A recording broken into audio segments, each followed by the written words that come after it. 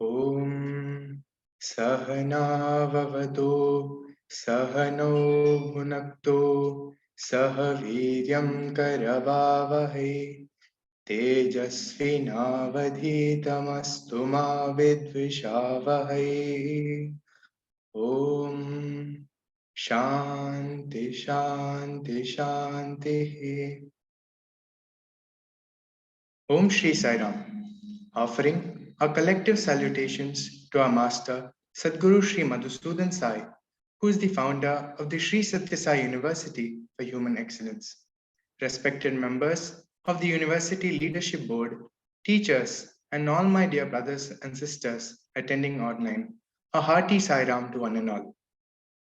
The Sri Satya Sai University for Human Excellence was established to produce individuals equipped with secular knowledge, armed with the weapons of love and compassion, and at the same time rooted in the tenets of spiritual wisdom. In the process of nurturing these individuals, utmost importance is given to providing an ideal environment that is conducive towards their growth. They are given constant exposure to inspiring thoughts and ideas through various activities and workshops with the aim of developing their overall personality. In order to aid this endeavor, the Words of Wisdom sessions were instituted where eminent personalities from various fields address the students, providing them with inspiration and many new perspectives. Today, as part of the weekly Words of Wisdom session, we are fortunate to be addressed by Moiz Amjad. To give a brief introduction about Sir, he completed his Masters in Business Administration from the University of Punjab, Lahore, where he secured the top position in the university and was subsequently awarded a scholarship for pursuing a PhD in a field of his own choice. However, in 1988, preferring to study the Islamic disciplines in the traditional method of personal tutelage, he was accepted as a pupil by a renowned scholar of Islamic law and philosophy, Javed Ahmad Ghamidi. Under the guidance of Ghamidi, he studied the Arabic language, the Quran, and other Islamic disciplines. Sir has served as a visiting faculty member at various renowned institutes and colleges in Pakistan and has lectured at various forums like the Civil Services Academy of Pakistan, the National Institute of Public Administration Lahore, the Administrative Staff College Lahore, the Lahore University of Management Sciences, and various other forums. Amjad ji has a variety of articles published in renowned newspapers and journals to his credit in both English and Urdu languages. Sir is a founding partner at North Consulting and today is a strong advocate of the importance of providing emotionally intelligent and character-based education with an emphasis on learning. Sadhguru often says that perhaps the only permanent thing in this ever-changing universe is the fact that nothing is permanent. From the time we are born, we are constantly exposed to change and alteration, be it our body, thoughts, emotions, or relations that are constantly undergoing change. However, many times we remain ignorant of the importance of change in our lives. We slowly begin to settle in our comfort zones and resist the process of change, not realizing that along the way we are becoming stagnant and are denying ourselves the opportunity to progress, to become better. Today, Sir will be addressing all of us on how to recognize and overcome this immunity to change. Over to Sir.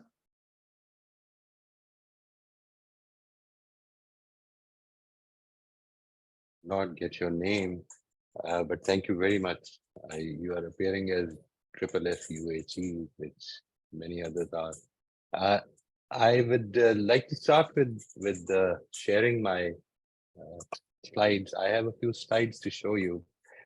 The idea basically is to understand, and once we understand, we are then in a position, if we are committed to doing so, to overcome the immunity to change. When I present this session, this topic to various at various forums, I'm asked this question: why call it immunity to change? Why not resistance to change?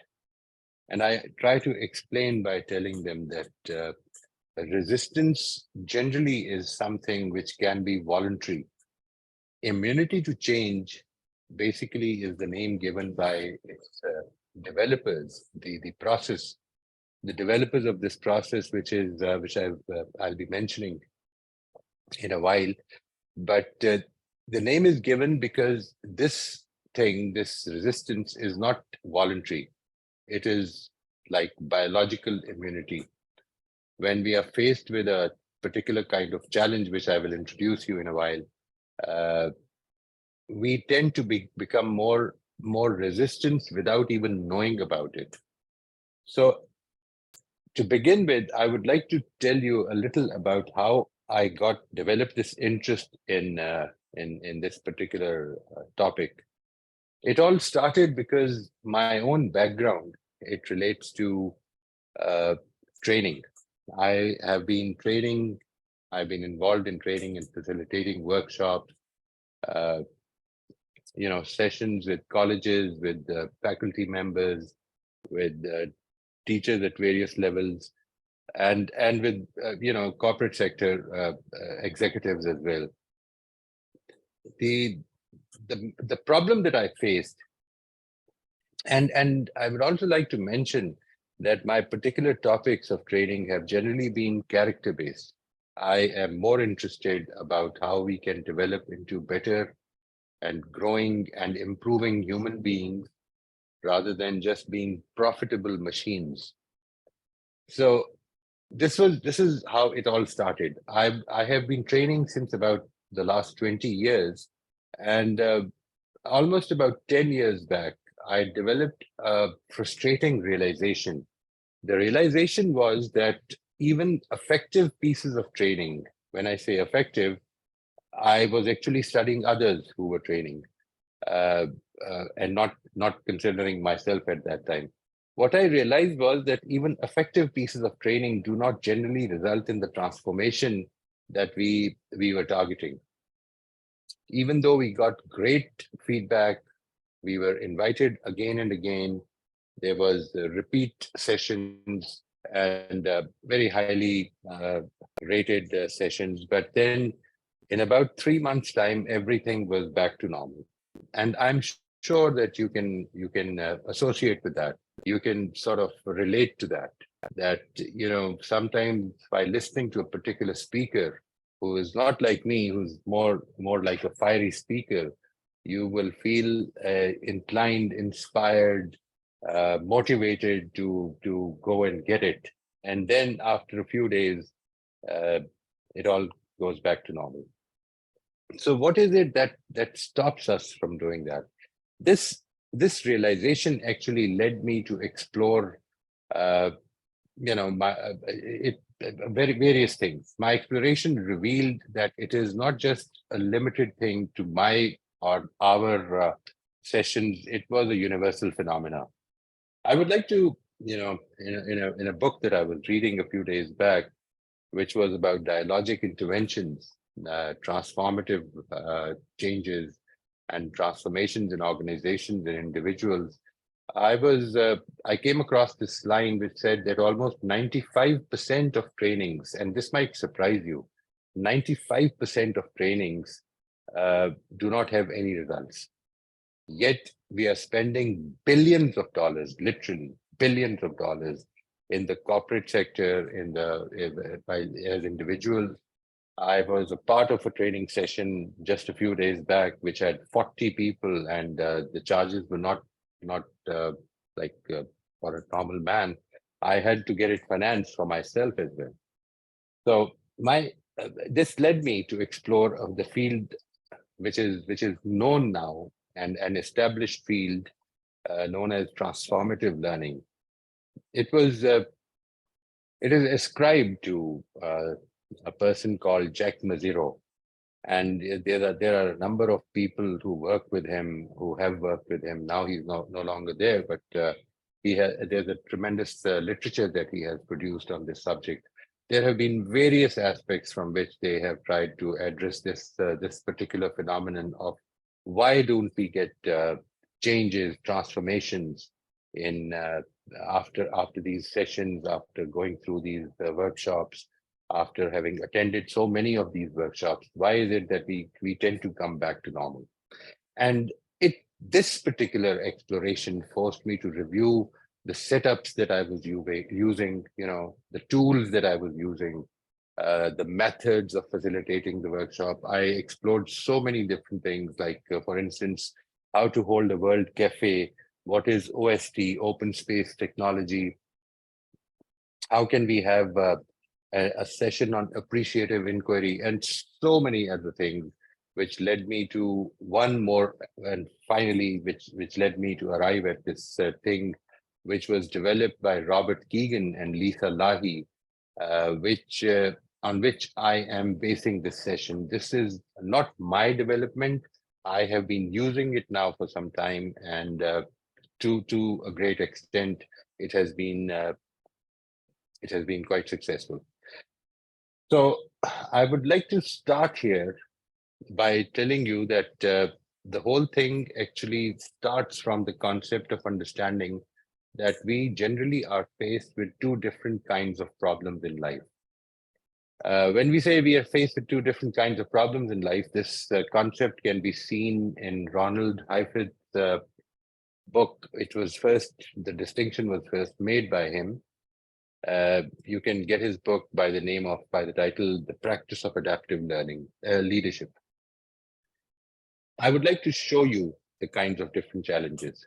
For instance, you've been a child and you have gone through these various exercises, how to ride a bicycle, then you learn to drive a car, maybe you rode a bicycle or a motorbike.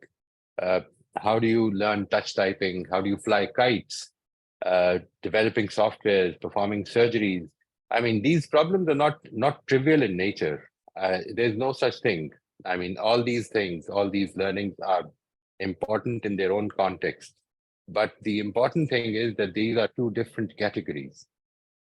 And then there is another kind of learning, which is, for instance, being more empathic in your listening, maintaining a healthy diet, speaking out in meetings. If you're a board member, if you're a member of a forum, and you have experienced this, that you have something to say, but you don't want to say it. You're trying to articulate it in your mind and then re-articulate it and then re-articulate it because you feel that whatever you have in mind might hurt somebody. And it becomes a problem speaking out in meetings, whatever you have in mind. Exercising regularly, like maintaining a healthy diet, exercising regularly is something which can test your willpower. And avoiding judging others while we are listening to others. I am from Pakistan. How do you feel about listening to me, telling you about various things? I can assure you there'll be many people who would not like to do that. I'm very glad that you are patiently going to listen to me. Managing time. I remember having attended these workshops while I was growing up, but then going back to my normal self, changing my sleep habits, regularly maintaining a reflective journal, collaborating and delegating work. All these things, if you look at them, uh, they are not really like the ones mentioned in the first column. So what Ronald Hyphen says is that these challenges are of two different kinds. One is known as a technical challenge, and the other is known as an adaptive challenge. Before I explain this, what is the difference between these two? Because this is what the whole workshop is going to be all about. What is the difference between the two, and how to overcome the one which we can't do it in a normal way. In a technical challenge, let's try to understand this. When a person is faced with a technical challenge, what he does is he creates a distance between the challenge and himself, and then puts in, inserts three things, and which result in some new learning. The first thing is that there should be a very strong desire to overcome the challenge. He should have a very strong why. The second is that he should have the access and the opportunity to gain the necessary information, how will I get out of this problem? And then he should have the commitment and patience to put in the required effort. What needs to be done? Once all these things are there and the steps are carried out, it results in new learning. And new learning results in new behavior. And the new behavior solves the problem. It's just as simple as that. You suppose you want to learn to fly an airplane. If you have a strong desire, if you have access to the information of where to learn these, take these flying lessons, and if you have the commitment, the patience, and the opportunity to put in the required effort, then you will learn something new.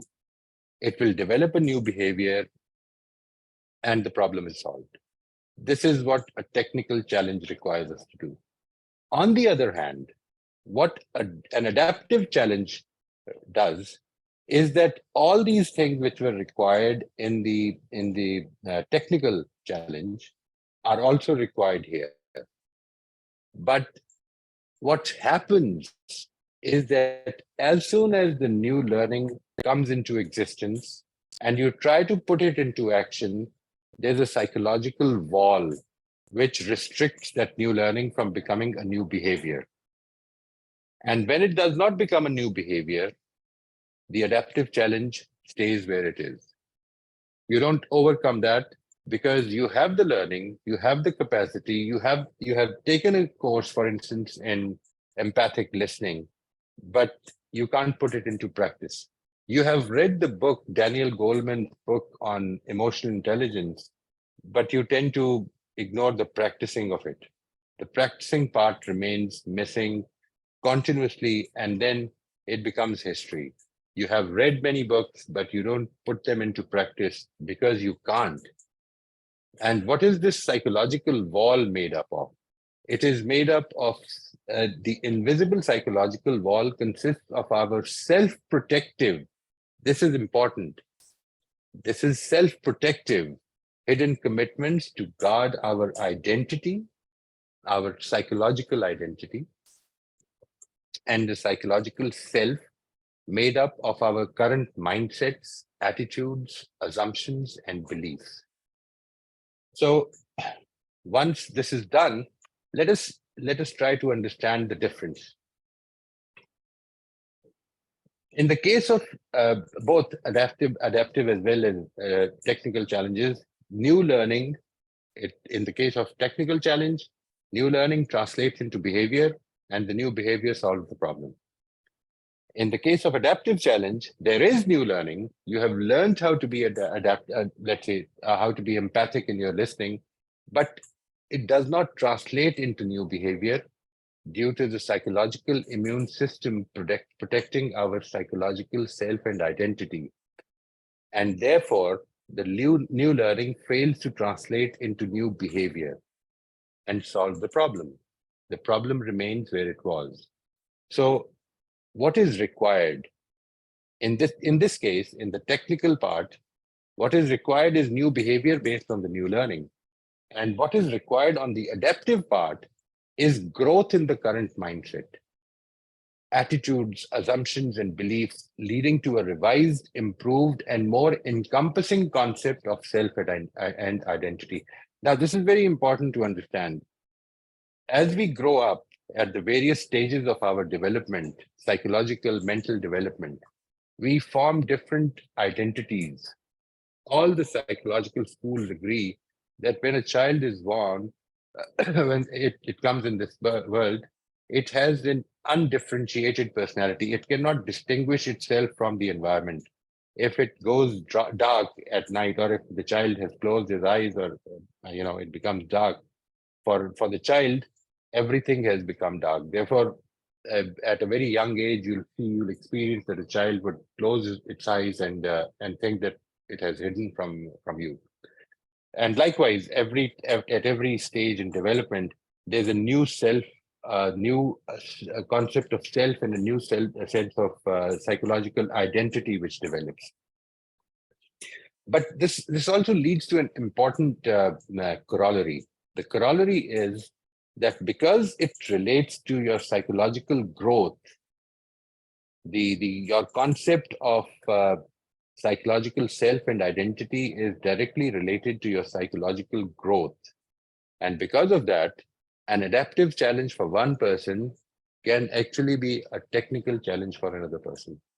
It is not that all these challenges that we have just sort of categorized as adaptive are adaptive for universally, but they are adaptive for people who are generally at a particular level of growth.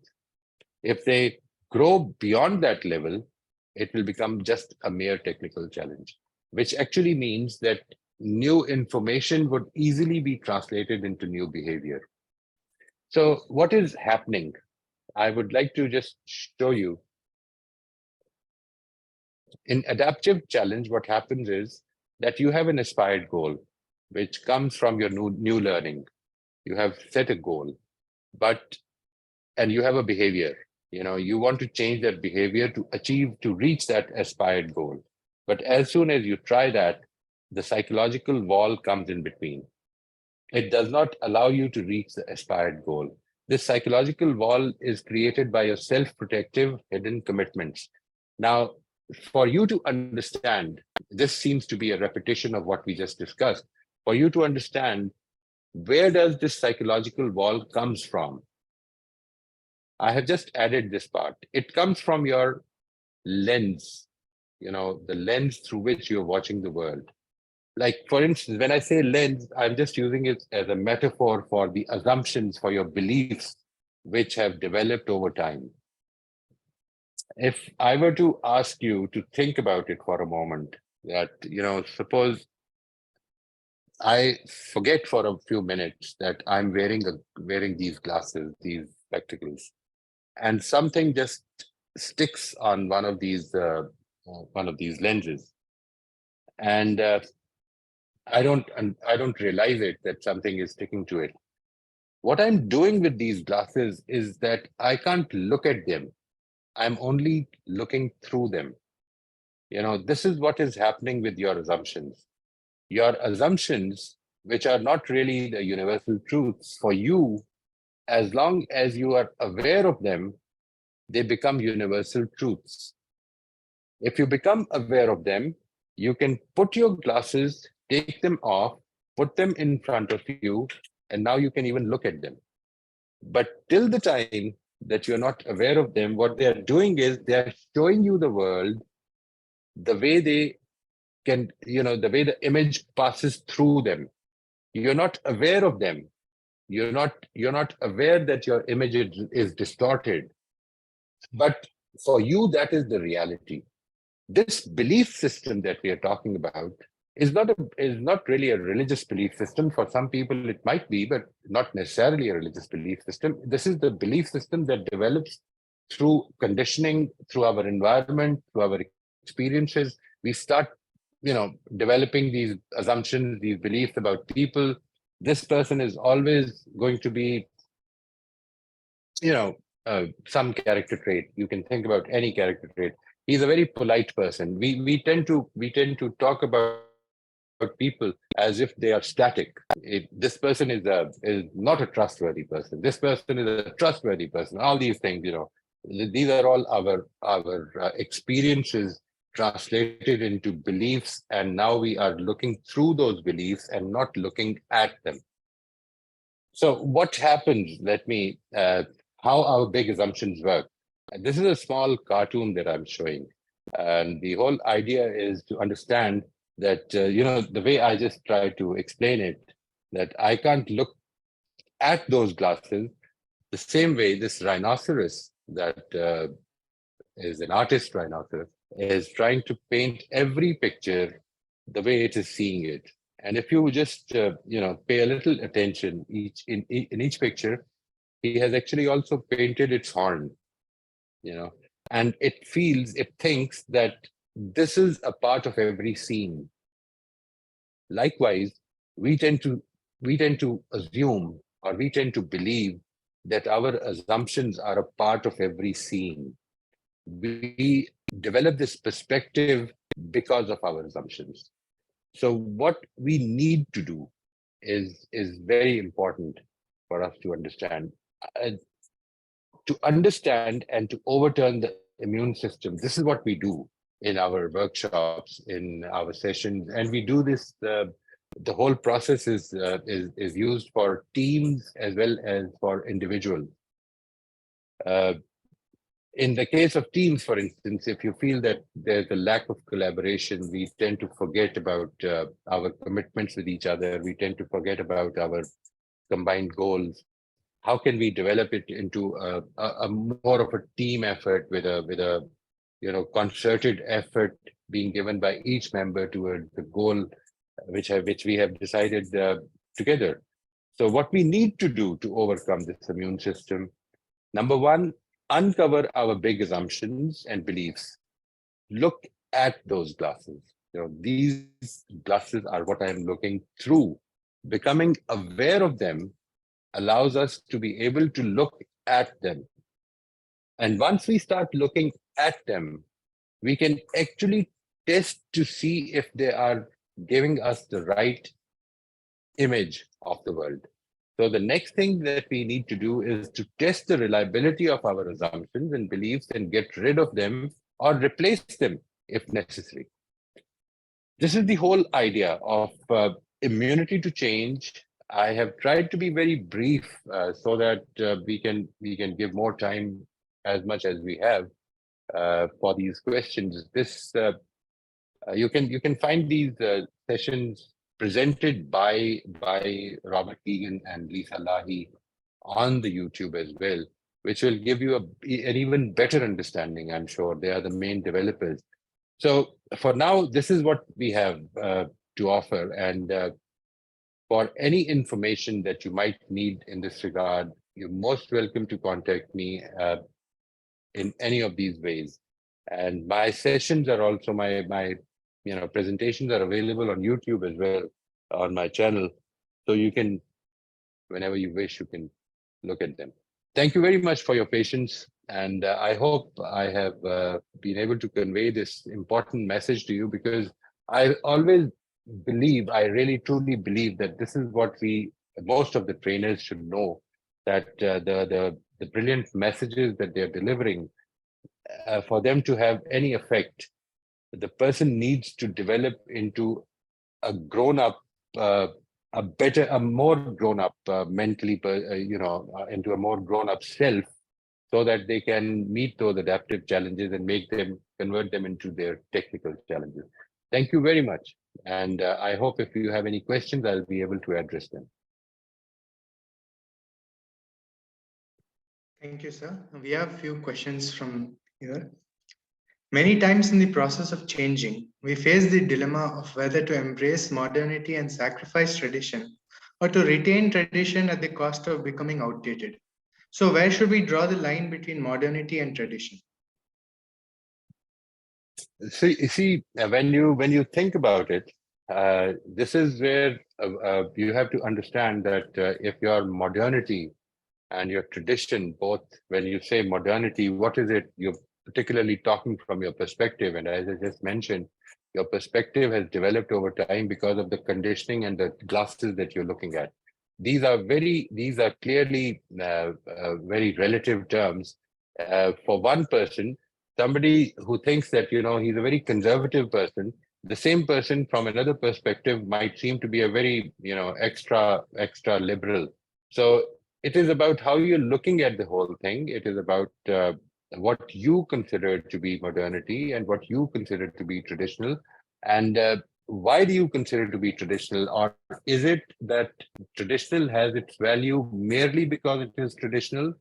What is the value in it? And if there is anything, because what I feel is that change is an essential part, as Prem just mentioned in the beginning, that the Satya Guru, I'm so sorry, I find it difficult to pronounce that, but the Sai has himself mentioned that change is an essential part of life. The only thing constant is change. So there has to be change. The only thing that you have to decide at your level is that, is this a principle-based change or a change merely because everyone else is changing?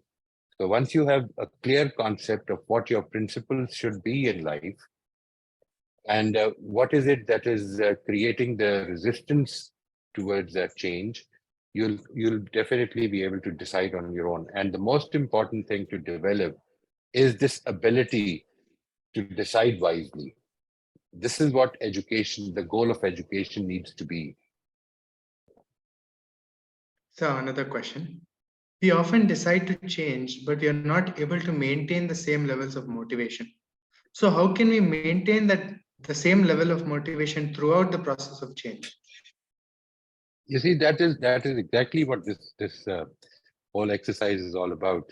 That once you are fully committed to change, if you really want to change and you know how to change, and then you find it resisting your inside, resisting to go through with that change, there is some aspect of a psychological growth involved.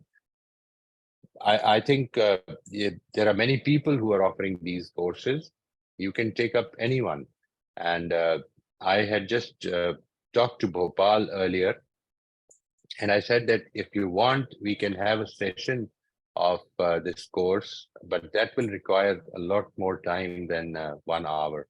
So if you decide to do that, we can definitely take you through the experience. But the important thing to understand is that where did this first motivation to change come from? If it was from somewhere outside of yourself, then this is what is known as extrinsic motivation. And extrinsic motivations are always result oriented. Whenever you want to change yourself, try to enjoy the process. Try to make it a habit to go through the process. You see, unfortunately, in this world, we have become so enamored by these terms of being result oriented, that we have forgotten that everything natural is basically process oriented. You have to keep doing it time and again, time and again, time and again, and then you develop. Let me give you an example of that. Education, basically, the system of education is man-made, and it can be manipulated. You see, if you want to just pass an exam, if you are interested only in getting a good grade, I can assure you, I have done that. Many people have done that. Most of your teachers would have done that. If you have just taken the exam to pass the grade, it is quite possible to pass the exam by preparing for the exam just for about 3 to 4 days. You can cram it up and then go through it. But that is not going to create learning in you. Learning is not a process that can be shortcutted. It is not something that you can cram. You know, you cannot cram agriculture, for instance. Agriculture is a process. You just have to go through it and then wait for the natural things to transpire. At the right time, you'll have to water the plants. At the right time, you'll have to fertilize them. And then if there is a divine will, you will get your crop healthy. But it is still possible that after going through the whole process, you still don't get the results because of some thunderstorm, because of some hailstorm, and then you'll have to go through the process all over again. So try to become more process oriented. Try to take your eyes off the results that you want, and try to maintain a routine. Maintain a routine because you want it, because you like it. If you feel that you're pressuring yourself, then start combining it with something that you love to do. For instance, you see, I was when I was young, I was really in love with Bee Gees and ABBA and all those wonderful musical groups of my time. So I had to exercise, and I was quite demotivated in doing that. I had to take exercise because of my aspirations of joining the cricket team of my college. And but I hated running, jogging, and everything. So what I did was I got those earphones, and with a small cassette recorder, because they were not iPods or iPads or whatever in those days.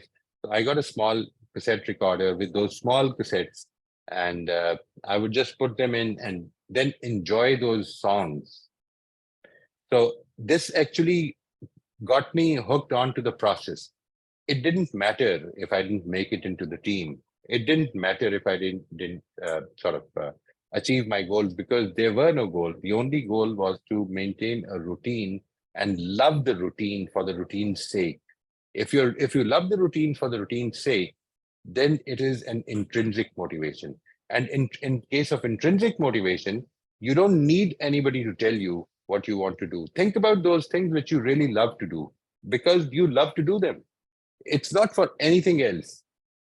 It's not to achieve anything. It's very unfortunate. And the reason for that unfortunate thing is that our whole education system, basically, not your, I don't know about your education system, but I can tell you about the general education system in the world, which is based primarily on an external authority deciding about what the child has to study.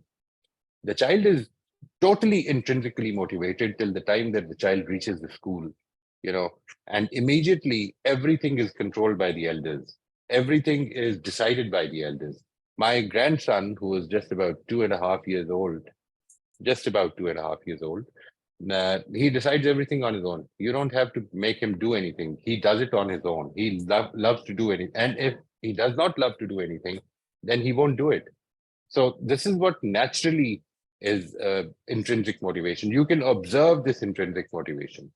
He learns, and mind you, he learns so quickly that it's very difficult to fathom how much potential children have. But unfortunately, because they are made to learn things which they don't want to learn, which they can't even relate to in their present lives. So what happens is that they get turned off from that, and now they're only learning because they have to get through the exams, and that is the system which is actually discouraging your intrinsic motivation. Otherwise, we should value that.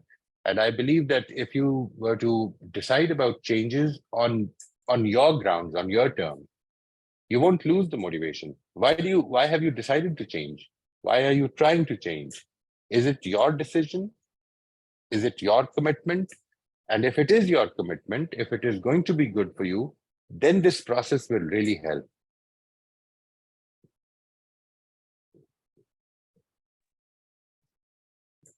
So you just spoke about the intrinsic external motivation that affects our process of decision making. Related to this, we have another question. In today's times, youth are surrounded by various factors that constantly attract their attention and subconsciously influence what they want. It affects their ability to decide for themselves as to what it is that they truly want and how they can achieve it. So, how is it that we can stop being influenced by these external sources and realize our true interests?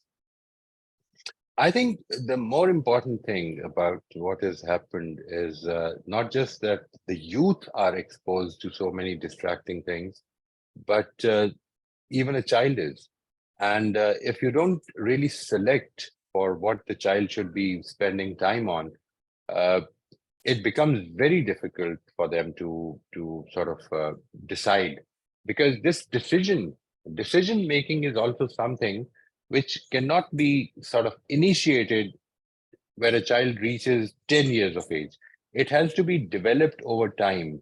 Even a 1 year old should be given limited choices to decide for himself or herself.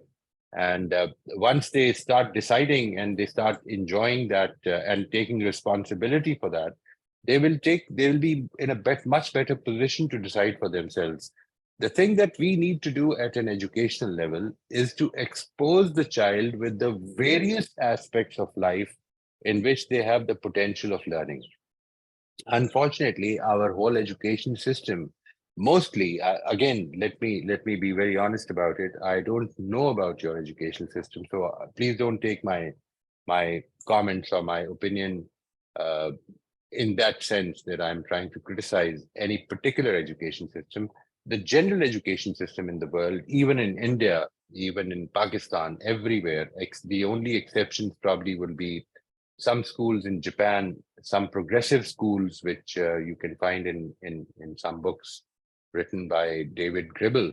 And and Finland, of course, which is where the child develops on its own pace.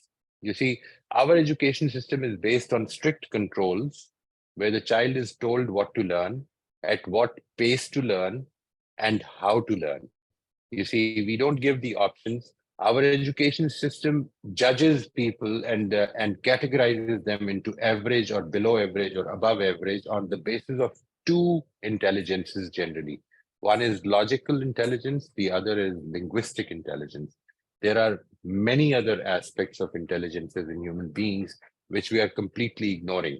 When you say that this child is above average, at your educational system, let's say, not your educational system, any educational system, when you say that this child is XYZ child is above average, I'm very sure that what you have in mind is not his ability, not his athletic ability, not his musical ability, not his physical ability, but only the ability that he's showing and which you are grading in your school system.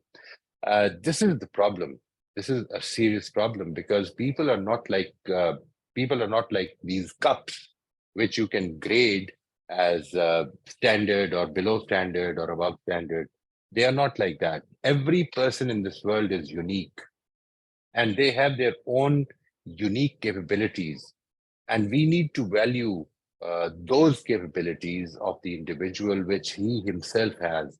You see, I have a very big problem with these linguistic usages. For instance, I have heard many students, many teachers say that this child failed. You know, we have about what 20 children in our school, and two of them failed.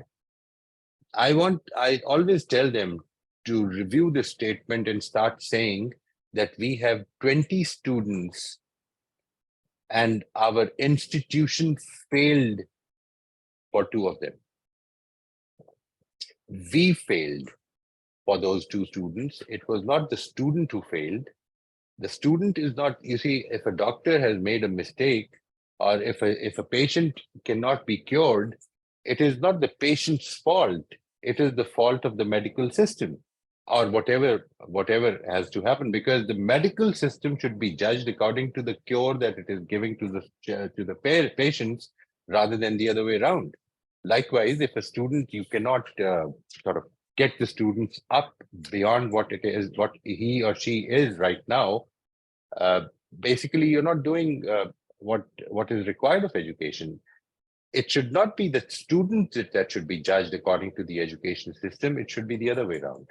So I believe that one of the most important things to understand with regard to children is that if we can give them what they feel more interested in, what is engaging. I have seen my grandson, you know, who's again 2.5 years old. And I know that this to be a fact because I try to observe.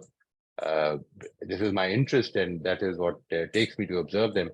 Uh, what I've seen is that if a child is engaged in doing something which that child really loves, there's no other reason. The only reason is that the child loves doing that.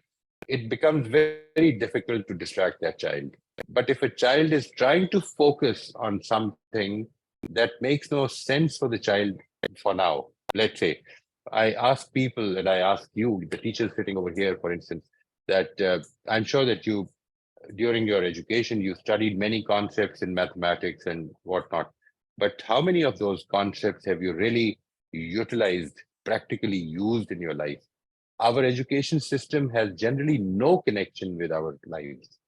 And if that is the case, if that is truly the case, then what is it that will engage the child? I think for me, it will be very surprising to see some children who are really engaged in what they're studying, rather than see some children who are disengaged by what they're studying.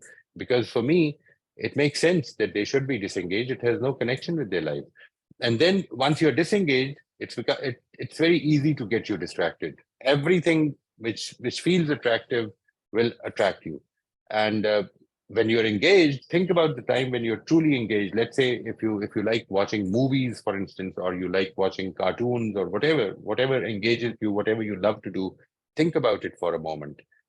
Would the same things which distract you while you're studying, distract you there as well. So we need to create a different paradigm of education. I think that is where we need to start. So it was Albert Einstein who said that if we judge a fish by its ability to climb a tree, it will True. live its whole life believing that it is stupid. So Sadhguru recognizing this and recognizing that each student has his own strength, his own talents, and when they're supported and nurtured, they can lead to excellence. He insisted that from the time students join our institutions, they should be exposed to fine arts like music, dance, sports, and even philosophy. And whatever that it is that they decide to pursue, they'll be fully supported by our institute. Presently, in our Absolutely University for brilliant. Excellence, there are Brilliant. courses that support the students to study music, dance, even physical education, and even philosophy. So, there's one Brilliant. last question. Yes. How important is emotional intelligence in the present educational system? And what are the steps that we need to take to develop emotional intelligence? See, emotions drive our actions. That is the most important thing. Education system is made for people. They're made for children. They're made for adults, whatever they're, I mean, whatever the kind of education system that you might be making. What you need to recognize is that everything that is related to human beings needs to take into consideration the importance of emotional intelligence. Because if you feel, if I were to ask you right now, what is your feeling? If you feel engaged, you will sort of, whether I presented it properly or not, you will probably feel curious about it and try to find out on your own whatever you learned from me or heard from me. But if you feel disengaged, there's hardly a chance that you will even rethink about it.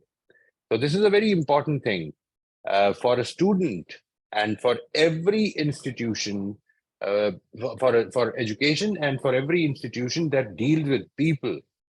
You must take emotional intelligence into consideration, because emotions are natural, and there's no person in the world who is without emotions.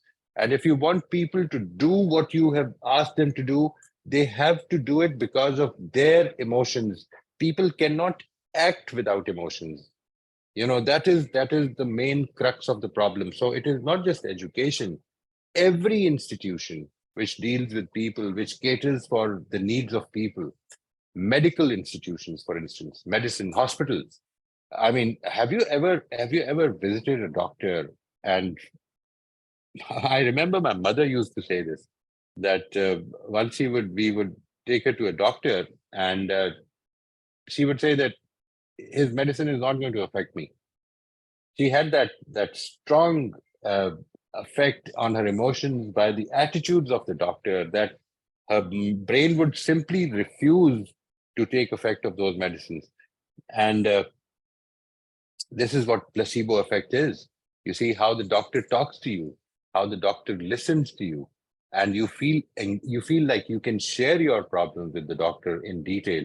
And if you feel that the doctor is too busy and he doesn't have the time to sort of listen to your complete sentence even, and I mean, what kind of an impression, what kind of an emotion would develop, what feelings would develop inside you? And do you think those feelings are going to have any placebo effect or a nocebo effect on you, or would they just have no effect, let's say? So what I think is that every institution in the world which deals with human beings, which deals with the problems of human beings, it has to have a very good base of understanding and catering for people's emotions, because people cannot be without emotions.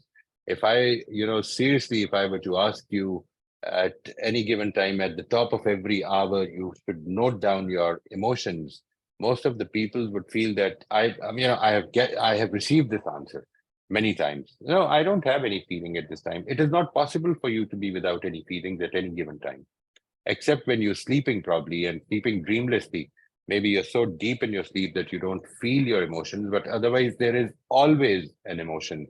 And that emotion, if it is disturbing you, for instance, let me ask your teachers if they are listening, that if there's a child who doesn't feel right at this time, seems to be a little off, uh, thinking about something, too too quiet, maybe a little too quiet for that child, uh, and you ignore that child and you just continue with your lecture.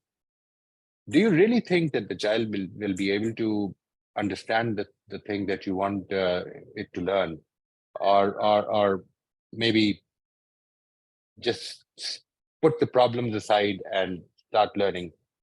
It's not possible. It's not even possible for adults.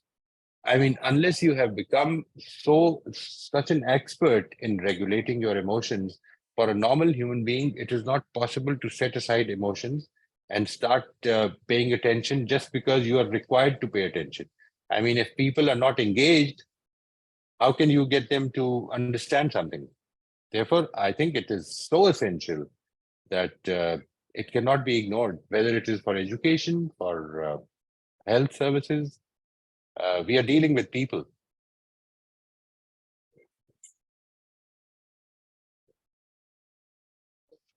Marshall Goldsmith, in his book What Got You Here Will Not Get You There, explains that the reason why many people are hesitant to change is because they fundamentally and subconsciously believe that whatever it is that they have achieved so far in their lives is because of their present attitude, beliefs, and mindset.